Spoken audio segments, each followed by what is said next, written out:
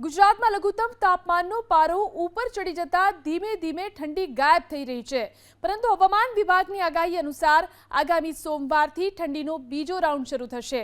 નલિયામાં 12 ડિગ્રી સિવાય આખા રાજ્યમાં લઘુત્તમ તાપમાનનો પારો 15 ડિગ્રીની ઉપર જતો રહ્યો છે, જેના લીધે રાત્રિના સમયે પણ ઠંડી ગાયબ થઈ ગઈ છે।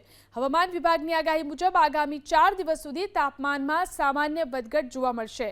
ત્યારબાદ 2 થી 3 ડિગ્રી સુધી તાપમાન ઘટી શકે છે, એટલે કે સોમવારથી તાપમાન ઘટતા ફરી ઠંડી શરૂ થશે।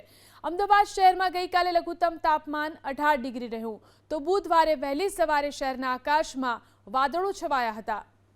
પરંતુ હવામાન વિભાગની આગાહી અનુસાર આગામી સોમવારથી ઠંડીનો બીજો રાઉન્ડ શરૂ થશે।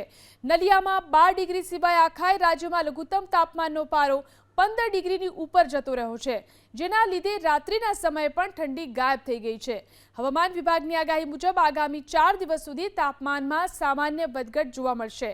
ત્યારબાદ 2 થી 3 ડિગ્રી સુધી તાપમાન ઘટી શકે છે, એટલે કે સોમવારથી તાપમાન ઘટતા ફરી ઠંડી શરૂ થશે।